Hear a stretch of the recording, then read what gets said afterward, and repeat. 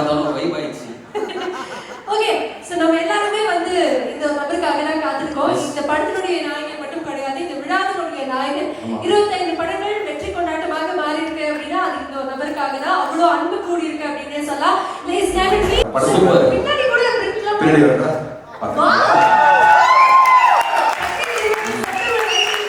அண்ணா ஆனா ப்ரமோஷன்ல கூட எமோஷன் நீங்க வந்து அந்த ப்ரமோஷனை மறைக்கல தெரியுமாண்ணே? 19th மட்டும் நீங்க மறைக்கவே இல்லைண்ணே. சரி, எப்போ கையை விட சூப்பர். இங்கே எங்களுக்காக சக்தி திருமணம் படத்துக்காக வந்திருக்கக்கூடியவங்க அனைத்து மக்களுக்கும் என்னுடைய மனமார்ந்த நன்றி தெரிவிச்சுக்கிறேன். 25 படம் இது வரைக்கும் ஆயிரத்து சொல்கிறாங்க. என்னால் இப்போவும் நம்ப முடியல. இப்போ தான் ஜீவா சங்கரோட டைரக்ஷனில் நான் படம் ஷூட்டிங் ஆரம்பிச்ச மாதிரி இருக்கு. நேற்று சட்டுன்னு பார்த்தா 25 படம். ஆக்சுவலி இந்த 25 படத்தோட கவுண்ட் வந்து பார்த்தீங்கன்னா ஃபுல்லாக ஹீரோ நடித்த படத்தெல்லாம் சேர்க்கல. அவங்க அந்த கிழக்கு கடற்கரை சாலை பார்த்துருக்கீங்களா? நான் ப்ரொஃபஸர் ஆக்ட் பண்ணியிருப்பேன். பார்த்துருக்கீங்களா? ஆமாம். அந்த படம் ஆதிஸ்டூடியில் அப்பேர் பண்ணது, சாந்தனு படத்தில் கெஸ்ட் ரோல் பண்ணது, சின்ன சின்ன படங்களில் நடிச்ச கெஸ்ட் பர்ஃபார்மன்ஸ்லாம் சேர்த்து 25 கவுண்ட் வந்திருக்கு. ஐ திங்க் நான் வந்து ஒரு 20-19 பண்ணிருப்பேன் நினைக்கிறேன். ஸோ எனிஹவ் எல்லா படமும் சேர்த்து 25 படமாக ஆயிடுச்சு. ஆமாம். அந்த 25வது படம் வந்து உங்கள் படமாக இருக்கணும்னு சொல்லிட்டு நான் கண்டிப்பாக கனவுல நினச்சி பார்க்கல. பிரபு அதான் நிறைய இடங்களில் சொல்லியிருக்கேன். நான் இந்த மாதிரி கூட ஒர்க் பண்ணுவேன்னு தெரியாமலே எல்லா இடத்துலையும் எனக்கு பிடிச்ச படம் வந்து அறிவியல் சொல்லியிருக்கேன். அந்த மலைக்கு போகாத அளவுக்கு வாழும் ஒரு ஒண்டர்ஃபுல்லாக பண்ணிட்டீங்க.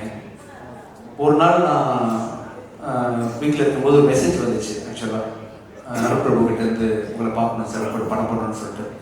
சத்தியமாக நம்பவே இல்லை பிரபு, நீங்கள் எனக்கு தான் மெசேஜ் பண்ணீங்க. விஜய் தேவரை கொண்டா சில இன்டர்வியூவில் சொல்லியிருக்காரு, மச்சான் வா படம் பண்ணலாம் அப்படின்னு கேட்கும்போது, இல்லை மச்சான் நான் வரேன் மச்சான்னு சொல்லியிருப்பீங்க.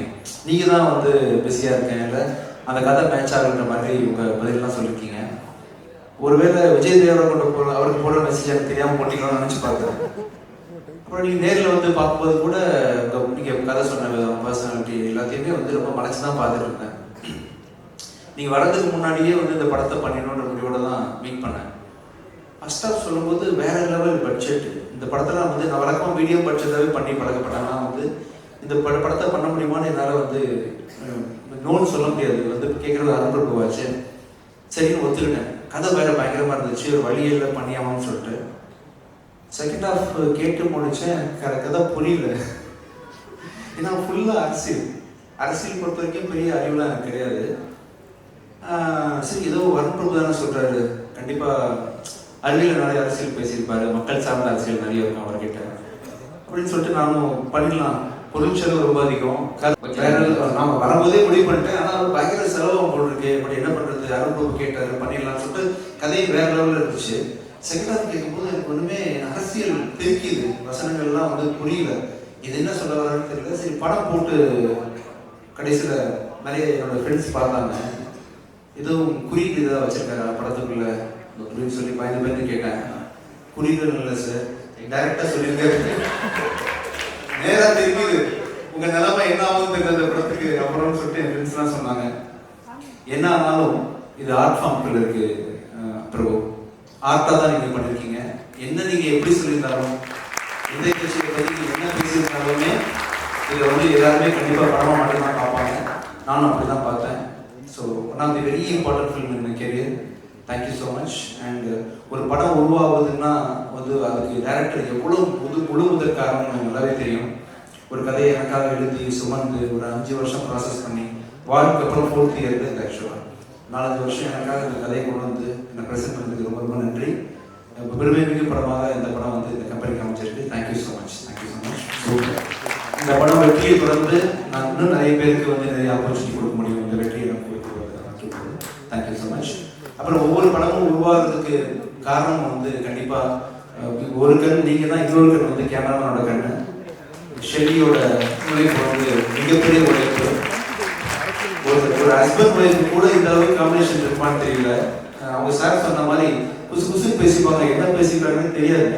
வேற லெவல் காம்பினேஷன் 2 பேருமே. கடைசி வரைக்கும் நீங்கள் 2 பேருமே சேர்ந்தே படம் பண்ணணும்னு ஆசைப்படுறேன். ஆக்சுவலாக தேங்க்யூ ஸோ மச். அருள்பிரபு ஷெல்லி கூட்டணியில் இன்னொரு படமும் தயாரிட்டு நம்ம கம்பெனியில் பண்ண போகிறோம். அதை பற்றின அறிவிப்புகள் வந்து கூடிய சீக்கிரம் சொல்கிறேன். Thank you so much. அப்புறம் மகாராஷ்டிராலேருந்து ஒன்று, கேரளாலேருந்து ஒன்றுன்னு சொல்லிட்டு ஹீரோயின் நமக்காக கொடுத்துருக்காங்க. சார் எப்படி சார் அது how is it even possible? உங்களுடைய படத்துல மட்டும் தான் சார் இப்போ 2 states 3 states இந்த மாதிரி ரீயூனியன்லாம் நடக்குது சார். ஆமாம். பேன் இந்தியாவை இப்படி கிரியேட் பண்ணுறோம். ஃபுல்லாக டைரக்டரோட சாய்ஸ் தான். வழக்கமாகவே அவரோட அருவி படம் அண்ட் வாழ் படத்தெல்லாம் பார்த்தீங்கன்னா ஹீரோயின் செலெக்ஷன் பெக்யூலராக இருக்கும். இந்த படத்தில் யாரும் செலக்ட் பண்ண நானும் எல்லா கான்டாக்டும் கொடுக்குறேன் அவர்கிட்ட, தெரிஞ்சவங்க நடித்தவங்க டாப்ல இருக்கிறவங்க எல்லாத்தையும் கொடுக்கும்போது இல்லை சார் நான் பெக்யூலராக தேடிட்டு சொல்லிட்டு கடைசியாக வந்து திருப்தியை செலக்ட் பண்ணி ஃபோட்டோ காமிச்சாரு. அப்போ தான் வெரி பெக்யூலியர் ஃபேஸ். இந்த படத்தில் வந்து இந்த கேரக்டருக்கு வந்து இந்த மாதிரி ஒரு ஒரிஜினல் எமோஷன் ஃபீலிங் கொடுக்க முடியாது யாருனாலையுமே. சூப்பர். இவர் படத்தை பார்த்தீங்கன்னா ஆக்சுவலாக சினிமா மாதிரி தெரியாது. ரியல் கேரக்டர்ஸ், யாருக்கு மேக்கப் கிடையாது. ஆக்சுவலாக ஒருத்தர் கூட மேக்கப் இல்லாமல் ரியலாக வேர்த்து கொடுத்து படம் பண்ணி வித்தியாசமான ஒரு எக்ஸ்பீரியன்ஸ் எனக்கு. அண்ட் அவர் கூட நிறைய கற்றுக்கிட்டேன், நிறைய இன்புட் எனக்கு கிடைச்சிருக்கு. ஆஸ் அ டேரக்டராக நிறைய எனக்கு உங்களை அறியாமல் எனக்கு சொல்லி கொடுத்துருக்கீங்க Prabhu. And thank you so much sir. உங்கள் கூட ஒர்க் பண்ணது ரொம்ப சந்தோஷம் எனக்கு. And assistant directors, technical team, இந்த நிகழ்ச்சியை வந்து ஒரு சேவை கொடுக்குற எல்லாருக்கும் என்னோட மனமான நன்றி. அண்ட் ஒன்ஸ் அகேன் தஞ்சன் சார், எங்கே இருந்தாலும் உங்களோட விஷயஸ் எனக்கு எப்போவுமே இருக்குது, உங்கள் விஷயஸ் இருக்குது. Thank you so much sir. இந்த படத்துக்கு அப்புறமா நம்ம கம்பெனி இன்னொரு ஸ்டாண்டுக்கு போகணும் நம்புகிறேன். Thank you so much Prabhu. Thanks again. இங்கே வந்து இந்த விழாவை சிறப்பிச்சு கொடுத்த அத்தனை பேருக்கு நன்றி. அண்ட் இன்னைக்கு வந்து முக்கியமான நாள் அப்படின்றதுனால நூறுசாமி அனௌன்ஸ் பண்ணலாம்னு சொல்லிட்டு அனௌன்ஸ் பண்ணோம். நூறுசாமி வந்து மே மாதம் தெரிவிக்கிறோம். சசி சார் சொன்ன மாதிரி அது பிச்சைக்காரனோட ஒரு இன்ச்சாவது கண்டிப்பாக மேலே இருக்கும். Thank you so much. Super sir. ஆனால் உங்களை அப்படியே விடப்போது கிடையாது. தனஞ்சயன் சார் பேசும்போது 2026 வந்து வேற பிளான்ஸ்லாம் இருக்காது சார் வந்து சொல்லுவாரு அப்படின்னு ஒரு விஷயம் சொல்லிட்டு போயிட்டாரு. ஆனா அந்த 2026 வேற பிளான்ஸ் வந்து எங்க மைண்ட்ல என்னப்பா அப்படி ஒரு மாதிரி போயிடுச்சு. சார் என்ன தெரிஞ்சுக்கணும் மாதிரி கியூரியஸா இருக்கு சார். வேற ஆங்கர் வச்சுக்கலாம் தான். இல்ல அந்த மாதிரி அது உங்களுடைய பிளான் எனக்கு தெரியாது. யாரோ சார் ஒரு நிமிஷம் சார் யார் அந்த விசில் அடிச்சது? உனக்கு பிடிக்காதவங்க தான். அது நியாயமே கிடையாது சார். அது அரசியல் தான் அப்படின்னு நீங்கள் நினச்சிட்டு இருக்கீங்க. அது கிடையாது. அதெல்லாம் இருக்குங்க. எனக்கு அரசியல்லாம் இப்போதைக்கு ஆர்வம் இல்லை. அது வேற ஒரு பிளான். இப்போ நிறைய யங்ஸ்டர்ஸ்க்கு வந்து ஆப்பர்ச்சுனிட்டி கொடுக்கறதுக்காக நான் வந்து தேடி கால் பண்ணி, இன்ஃபேக்ட் நம்ம ரோமியோ டேரக்டர் விநாயகெல்லாம் நான் தான் கால் பண்ணி கூப்பிட்டேன், யோஷோவை கால் பண்ணி கூப்பிட்டேன். விஜயாண்டியோட தனிப்பட்ட பலத்தினால வந்து எனக்கு வந்து வருஷத்துக்கு ஒரு 4 படம் தான் ப்ரொடியூஸ் பண்ண முடியும், இல்லை அதிகபட்சம் 5 ப்ரொடியூஸ் பண்ண முடியும். பட் இன்னும் நிறைய பேருக்கு உதவி பண்ணணும், நிறைய புது இயக்குநர்களை ஊக்குவிக்கணும், நல்ல கண்டென்ட்டை நிறைய லாங்குவேஜஸில் கூட ப்ரொடியூஸ் பண்ணணும்னு ஆசை இருக்குது. அது தனியாக என்னால் பண்ண முடியாது. அதுக்கு வந்து ஒரு பெரிய பலம் வேணும். அந்த பலம் வந்து தனியாக எனக்கு கிடைக்காது. அது விஜயாண்டி ஃபிலிம் கார்பரேஷன் வந்து பப்ளிக் லிமிட்டடாக மாறினா தான் கிடைக்கும். அப்படின்றதுனால 2027 வந்து விஜயாண்டி ஃபிலிம் கார்பரேஷன் வந்து பப்ளிக் லிமிட்டடாக மாறப்போகுது. தேங்க்யூ. அதான் thank you. Sir, I think this is why we celebrate you நினைக்கிறேன். Thank you sir. இந்த படத்துடைய ட்ரெய்லர் பார்க்கும்போது 3 வார்த்தைகள் மட்டும் வந்தது, கேங்ஸ்டர், ஹஸ்லர் அண்ட் ட்ரிக்ஸ்டர் அப்படின்னு. இப்போ இந்த காஸ்ட் அண்ட் க்ரூல யாரு கேங்ஸ்டர், யாரு ஹஸ்லர், யாரு ட்ரிக்ஸ்டர்? நான் தான் சார். உங்களை தவிர சார் நான் சொல்ல விட்டுட்டேன். இங்க உங்களை தவிர நம்மளுடைய காஸ்ட் அண்ட் க்ரூல வந்து எல்லாருமே அவரும் தான். சார் கேங்ஸ்டர் ஒருத்தங்க, ட்ரிக்ஸ்டர் ஒருத்தங்க, ஹஸ்லர் ஒருத்தங்க கொடுக்கறோம்னா என்ன சேர்க்க கூடாதா? உங்களை சேர்க்க கூடாது சார். நீங்க கேம்லயே இல்ல ஆர்ட் யாரெல்லாம் வச்சுக்கலாம் சொல்றாங்க. ஆமா, யார் வேணா படத்துல ஏன் போறேன் அழகான பொண்ணுங்க இருக்காங்க, அவங்களையும் சேர்த்துக்கணும் முதல்ல. ஆமா என்ன பிரபு என்ன சொல்றாங்க, அவங்கள பார்த்து எப்படி சொல்றது? இந்த மாதிரி என்ன பார்த்து சொல்றாங்க. வாய்ஸன் தேங்க்யூ ஸோ மச். வாய்ஸன் நல்லா பாட்டீங்கப்பா. தேங்க்யூ. ட்ரிக்ஸ்டர் கேங்ஸ்டர்லாம் நான் தான் ஆக்சுவலி திருடன் இருக்கிறது. நீ அங்கிருந்து செலக்ட் பண்ண சொல்றீங்களே எப்படி? அவங்கள கம்பேக்ட் ஓகே சார். இப்போ வந்து நாங்க வந்து சர்டே கேட்டிங்க அந்த நியோ பொலிட்டிக்கல் ஃபிலிம் அப்படினா என்னன்னு உங்களுடைய பார்வையில சொல்லுங்க. நீங்க சொல்லணும்னு ஆசைப்படுறோம். நியோ பொலிட்டிக்கல் ஃபிலிம்னா வாட் இஸ் தட்? இதுவரைக்கும் நீங்க பார்த்த அரசியல் படங்கள் எல்லாமே ரொம்ப புனையப்பட்டு ரொம்ப செயற்கையாக இருக்கும், ரொம்ப ப்ராக்டிக்கலாக இருக்கும். இப்போ நீங்கள் பார்க்கும்போது சினிமா பார்க்குற மாதிரி உங்களுக்கு தோணாது, ரொம்ப லைவாக இருக்கும். ஸோ மக்களோட வாழ்வியலை பேசுது. எனக்கு தெரிஞ்ச அரசியல் வந்து பார்த்தீங்கன்னா ஏழை பணக்காரன் அவங்களுக்கு பெரிய வேறுபாடு இருக்கு. ஜாதி அரசியல் எனக்கு தெரியாது, மத அரசியல் எனக்கு தெரியாது. எனக்கு தெரிஞ்ச அரசியல் என்னோட படங்கள் எல்லாம் தொடர்ந்து அது இருக்கும், ஏழைகளோட பிரச்சனை வந்துட்டே இருக்கும். இவரோட அரசியலும் மறைமுகமாக அதை தான் சொல்ல வருது. இன்னும் மக்கள் சார்ந்த நிறைய பிரச்சனைகளை வந்து ஃப்ரெண்ட்ல வச்சு தைரியமாக பேசுனதுனால, அது யதார்த்தமான விதத்தில் பேசுனதுனால வந்து அது நியோ பொலிட்டிக்கல்னு அவர் கூப்பிடுறாரு. சார் இந்த படம் வந்து நிறைய பாலிடிக்ஸ் சார்ந்து இருக்கு. நீங்க வந்து பேசும்போது பிராக்டிக்கல் பாலிடிக்ஸ் இதெல்லாம் சொன்னீங்க. 2026 பாலிடிக்ஸ் எப்படி இருக்கும் நீங்க நினைக்கிறீங்க? மக்கள் எதை விரும்புறாங்க அது மாதிரி இருக்கும் நினைக்கிறேன். தெரியல, மக்களோட சாய்ஸ் தான். நீங்களுமே ஃபிங்கர்ஸ் கிராஸ் ஆக வச்சிருக்கீங்க நினைக்கலாமா?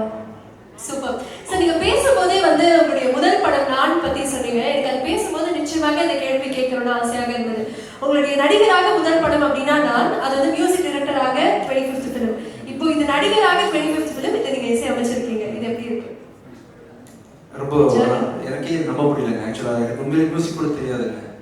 ஒரு நம்பிக்கையோட வந்துட்டேன் சென்னைக்கு. இந்த எறும்பு ஊற கழுத்தைன்ற படமொழி கேள்விப்பட்டிருக்கீங்களா? எனக்கு ஒன்றுமே தெரியாது. ஒரு சின்ன துளி வந்து ஒரு பெரிய பாறாங்கல்ல சொட்டு சுட்டா வருஷக்கணக்காக விழுந்தா இந்த பாறாங்கல்ல பெரிய ஓட்டம் விழுவும் இல்லையா? அது மாதிரி நான் வந்து ஒன்றுமே தெரியாது தான். ஆனால் தொடர்ந்து ஒரு வேலையை தினைக்கும் செஞ்சுக்கிட்டே இருக்கேன். செய்கிறதுக்கான ரிசல்ட் தான் நீங்கள் வந்து மியூசிக்கில் பார்க்குறீங்க, நான் ஆக்டிங்கில் பார்க்குறீங்க. ஸோ இந்த இது வந்து நான் பெரிய சாதிச்சிட்டேன் அப்படின்றத நான் புகழ் வாங்கிக்க விரும்பல. I still don't know.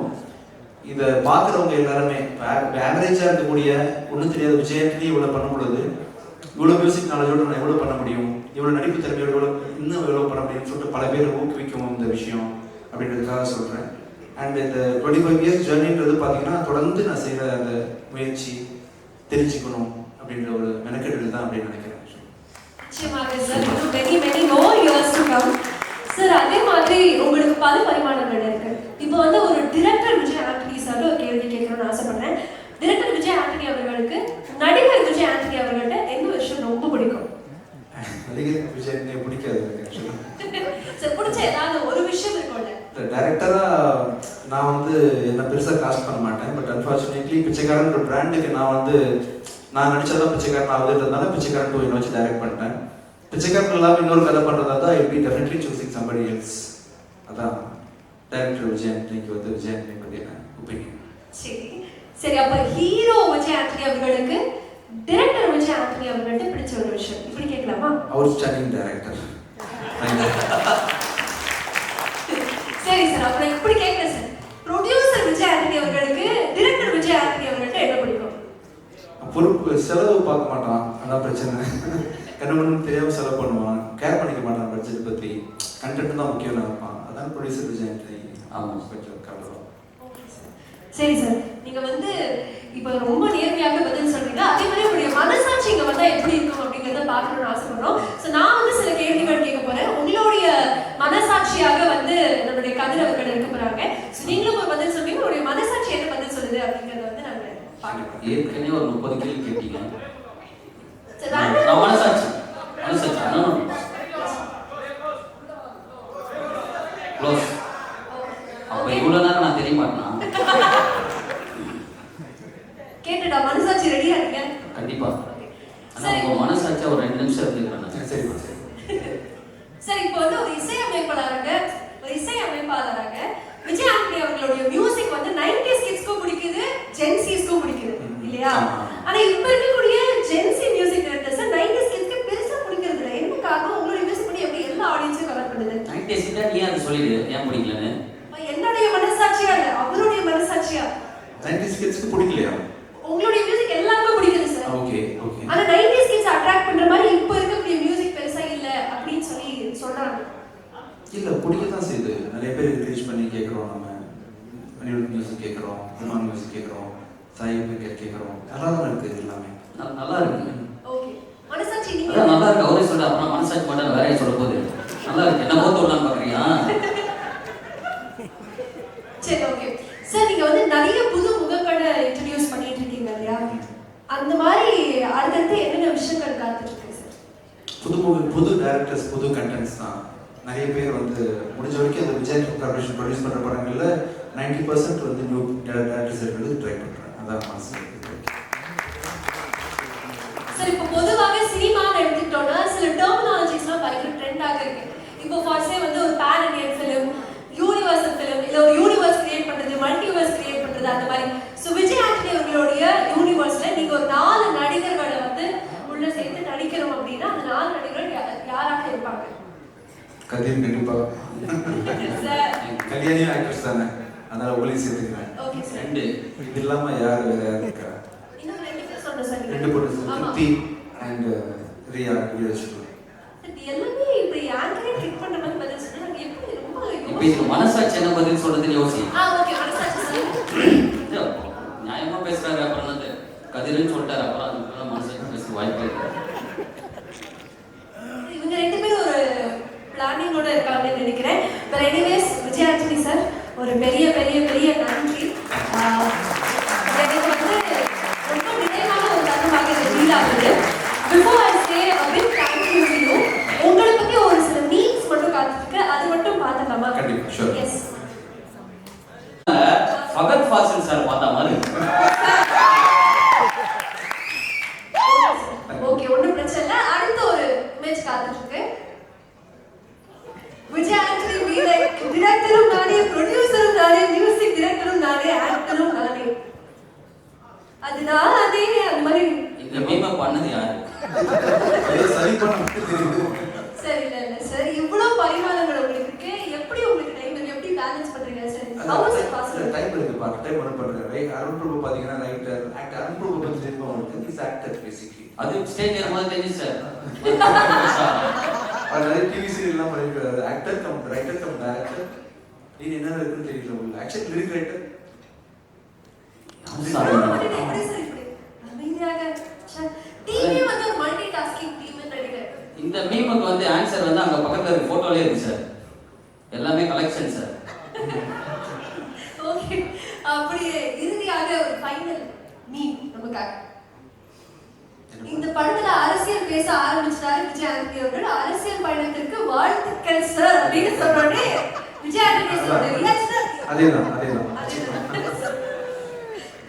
Thank you. Okay sir, நன்றி. Thank you so much. Thank you so much. Thank you